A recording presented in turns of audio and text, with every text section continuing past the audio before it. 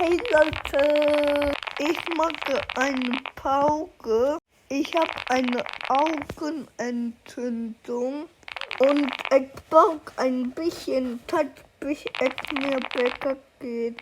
Also, ich war heute in Schwimmbad und dann hat das Ganze angefangen.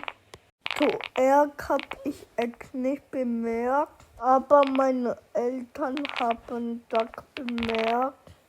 Und dann sind wir zur Apotheke gefahren und haben da noch was gekauft.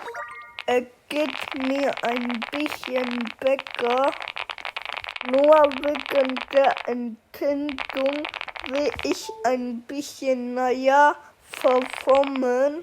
Ich brauche ein bisschen Zeit, bis es mir besser geht. Ich hoffe, ich kann in ein paar Tagen ein Video für euch machen. Bye!